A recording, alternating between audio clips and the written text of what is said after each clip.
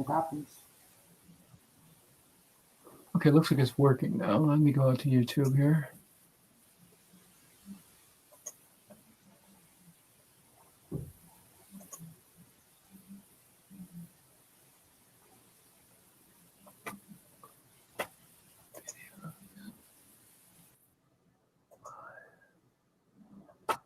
There we go.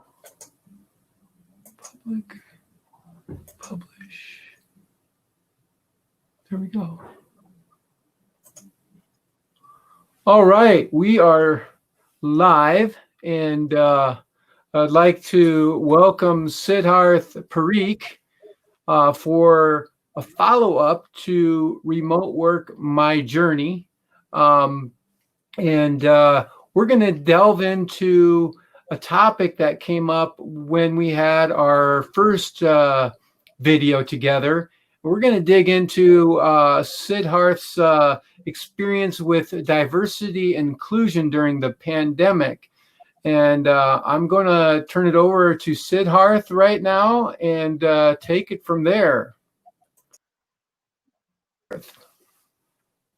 Hi, Don. Thanks for the warm welcome. Back again.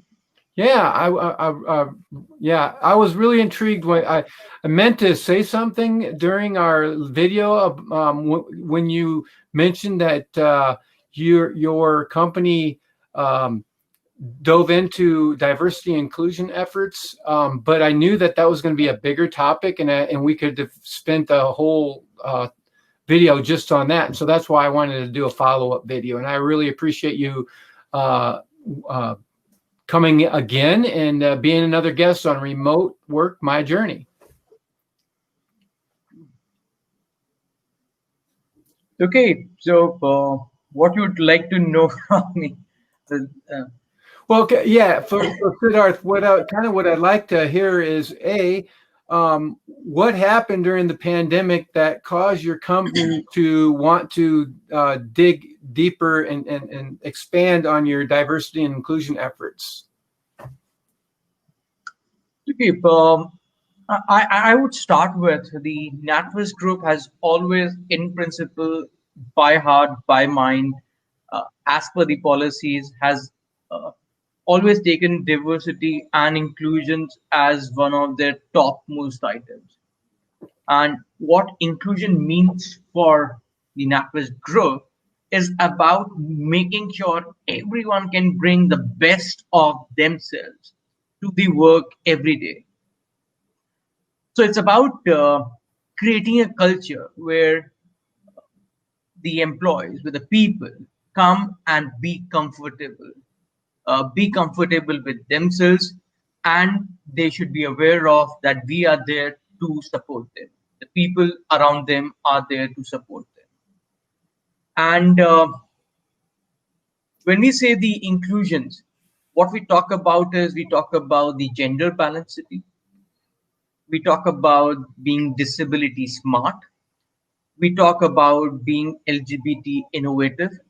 We talk about ethnically diverse, and we talk about inclusive culture.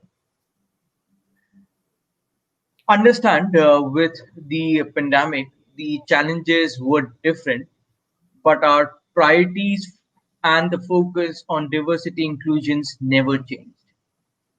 So, for example, we targeted to have 30% women representation in the top three layers of the organization by 2020.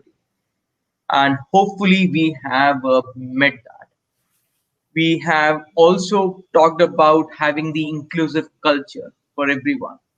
And it was quite evident when our top leadership has been vocal enough for the atrocities which has impacted in across geographies on the diversity inclusions, be it Black Lives Matter, be it being open about it, be it vocal enough. So what we have done is we have done number of things, not just during pandemic. Yes, pandemic has made it little more virtual, but the intent was always there. So, for example, what we have done is in terms of the people, we started this initiative known as the Be an Inclusive Champion. And what it means is, it means that people can volunteer and work together to drive change on things like ethnicity, LGBT, gender balance, all which I've talked about as a big fives one. And they can be part of our global network of the people who are ready to make that difference. Now, also, we have initiated something like as employee-led networks. So for each of the big fives, we have constructed multiple sub-teams. We have, and for each teams, we have assigned as the network chairs who would lead this. And besides the delivery piece that everyone has it, this has also become part of our performance goal for the leadership team to drive those things in order to make ourselves an organizations that not just words, but we are very serious about the actions also on ground. So we have employee-led networks like multicultural network, rainbow network, enabling our digital network, uh, sustainable future network, and each of the networks I'm talking about is being led by senior leadership members, so that uh, what we believe is the culture goes from majorly from top to bottom, uh, so that the people can be led by examples. Very good. No, and And just so I'm clear, much of what you were talking about, you were doing things on before the pandemic, in-person type things.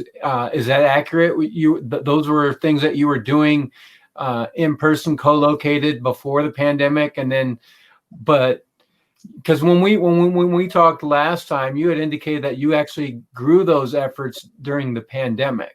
That's what struck me, is that it would be difficult doing those things co-located, but then the pandemic. How did you not only do them but expand on those?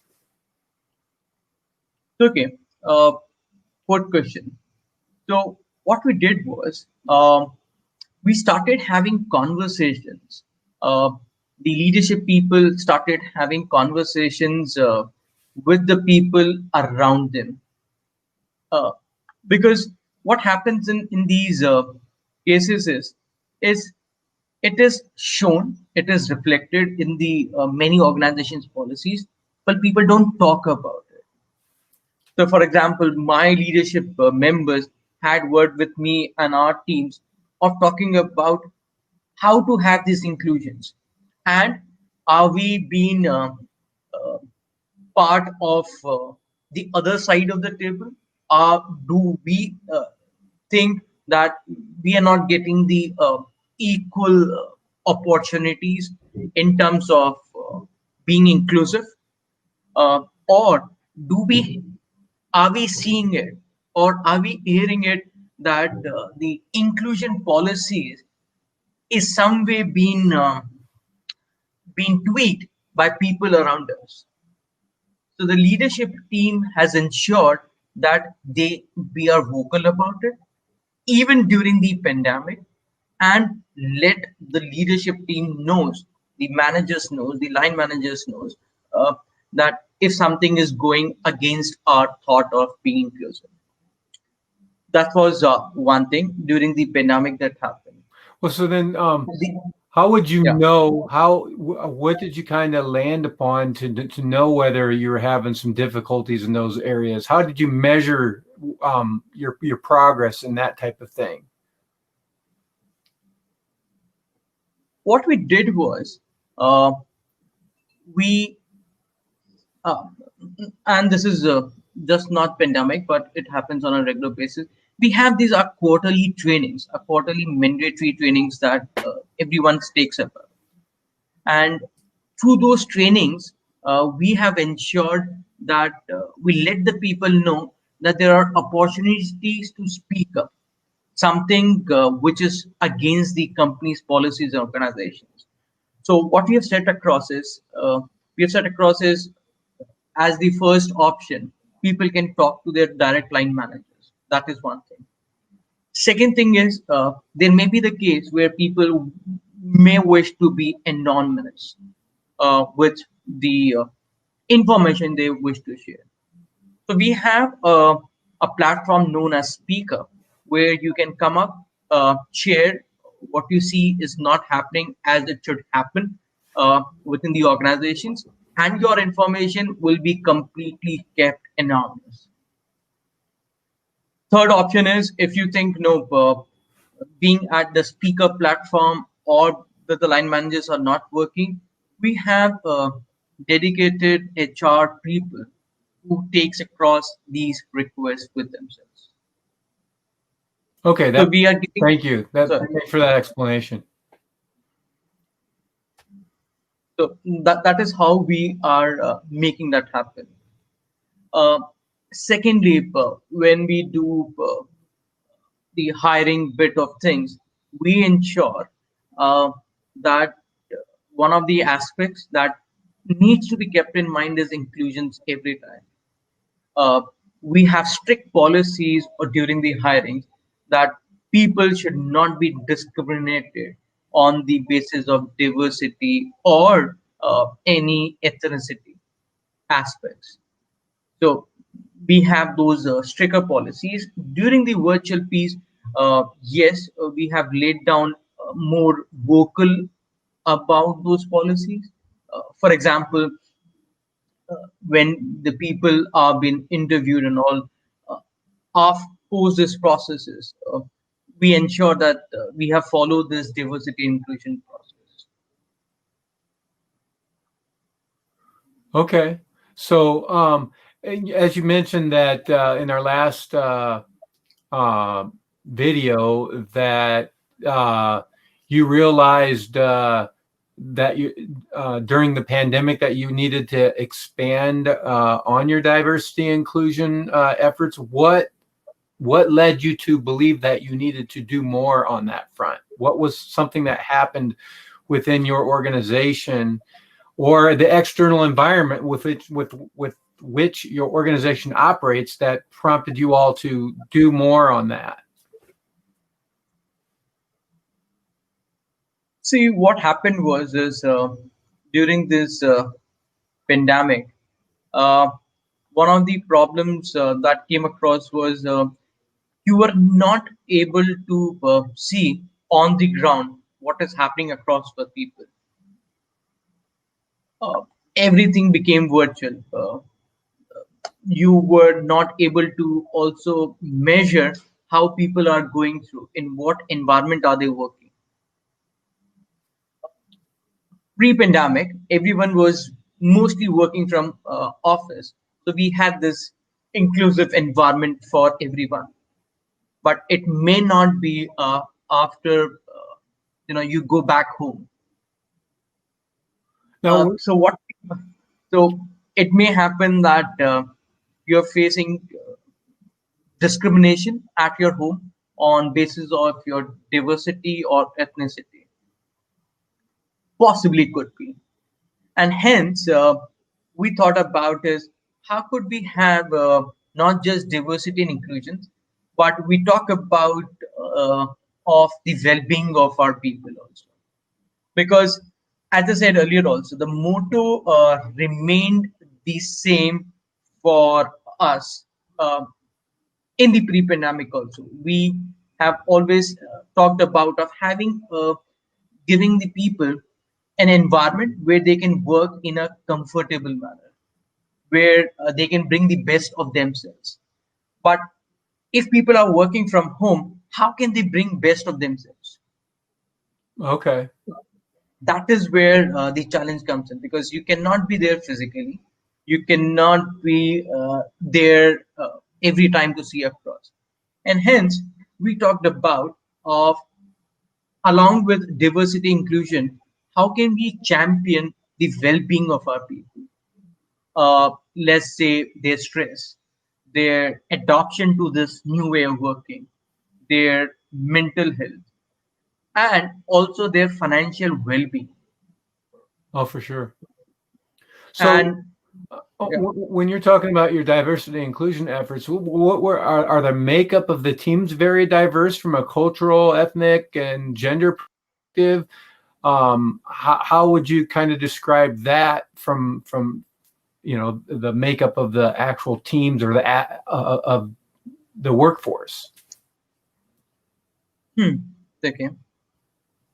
So what we've done is, as one of the things I have already spoken of is, we have said that we will have our women leadership about 30% in the top three layers of the organizations. Uh, because at the one end we can the organizations, the companies may talk about of having giving equal rights to women, but they are not leading by example.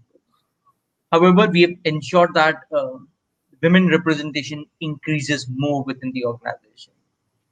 That is point one. Point two is, what we've done is each of these initiatives that has been led, we've ensured that those initiatives are not just been led by people who have the outer view, but who have gone through those the experiences in past, or they can view those things with not just being sympathetic but being empathetic as well. Yeah, empathy is a huge thing. Is how do you get folks to act empathetically? Um, and that's a journey, and that's you're continuously growing your emotional intelligence and your ability to be empathetic, right? And so what kind of things have you done on that front besides the For training? Besides the training, what you've done is, and I'll take a clue from again one of the recent VC of Mr. Biden's swearing in ceremony uh, this week. We saw that in those events, Mr. Biden and the new US government ensured that diversity and inclusion is reflected in their events as well. And we saw that too.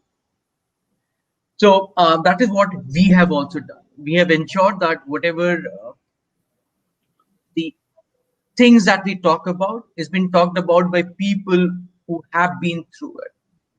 So, as I said, we have brought these inclusive champion piece where we are talking about not just well-being. I was about to talk about two other aspects also, about the experience of our colleagues and being inclusion. So when I talked about inclusion, so I'll jump on to the colleague experience pieces.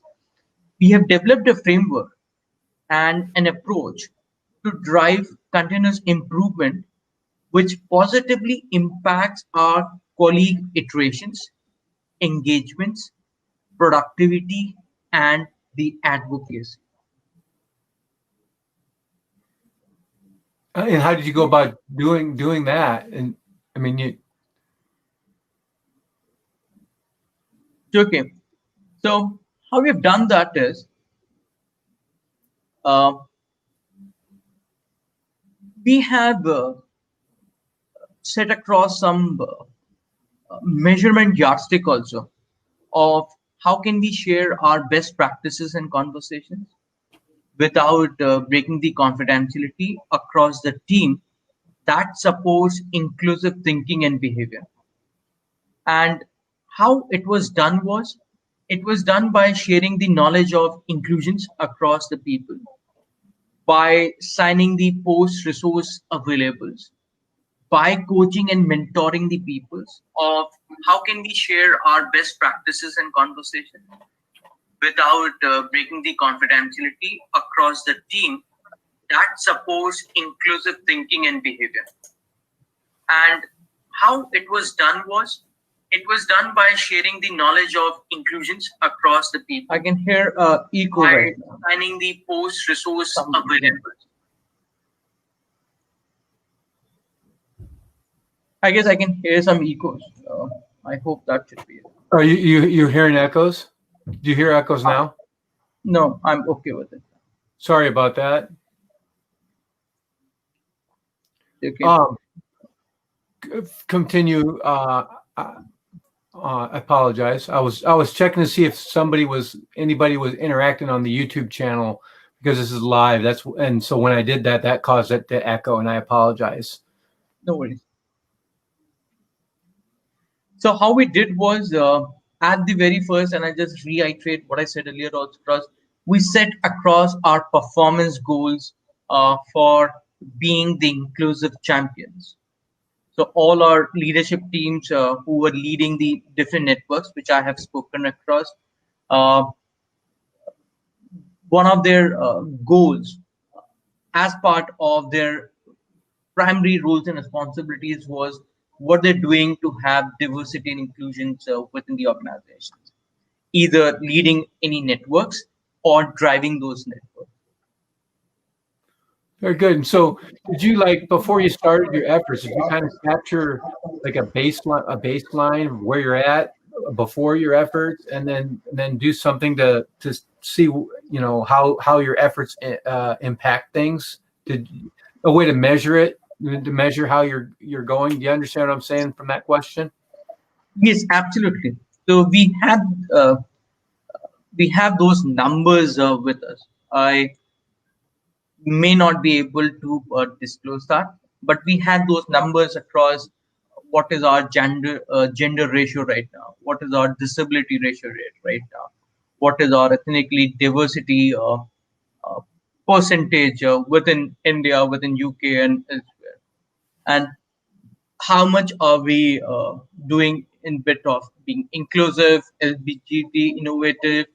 Yes, we have those numbers, and we have those targets to be achieved at the end of each year also against those numbers. Okay, but I'm assuming that some of the things that you were doing is you were getting feedback from the workforce about how they are feeling from a diversity and inclusion perspective. Did you do some like surveys and things of that nature to try to get a sense of how they felt before you started doing your efforts? So then you could do another survey at the end to kind of see if their feelings or how they felt changed? Yes, we have done those things, and I think we have one voice, one thought about it, that it is happening for the better of not just the organization, but setting across the word for the community across the globe as well, for our customers, for our users, because we are a bank of brands, and we have to set across examples that what we do inside is what we mean outside as well. Well, then also, wouldn't it be true that since you're a bank, you serve all kinds of different people, by having a diverse workforce that feels, that they feel welcomed, their viewpoints can help you as a company better connect with the actual people whom you serve, to better have empathy for them so that you can innovate for them. Yes, absolutely. And we have achieved a tremendous success in those things. For example, in the inclusive culture part, we were among the top UK employers for working families. For the gender balance, we won the top 50 employer for women by the Times Group. In the Disability Smart, we were rated as the gold by the Business Disability Forum. Similarly, for the LGBT Innovative, we have been one of the Stonewall's top global employers when it comes to the LGBT Innovative. When it comes to the ethnically diverse part, we have achieved platinum ratings in the BITS Race Equality campaign as well. So just now that we are speaking up is that we have been certified, stamped, and approved of our way of working, of our thought for diversity inclusions by global diverse organizations outside that. Well, that's wonderful. Yeah, and the thing is all that diversity and inclusion is a strength of your organization, so that you can have empathy for the people who you serve, and then you can innovate for them and all that kind of fun stuff. So this is exciting stuff, Siddharth. I really appreciate. Do you have anything that you kind of want to summarize your journey? Kind of provide some folks with some high level steps that they can go through to kind of emulate what you all are doing? Yes, of course. The first thing, and I've spoken of, is speak up. Until unless you speak up for the atrocities, if you see around your workplace, uh, you are also part of being, set as a culprit. Point one. Point two is you set across an example standards for your team by yourself. Even the organizations may not have the standard policies for diversity inclusions. You follow those standard practices and let the people know that this is what you expecting from the people to do, and that would be I would say a replication of your actions by your team members as well. Third thing is and the most important thing uh, is speak and let how should I put it, um, not just in your organizations but outside your organizations as well.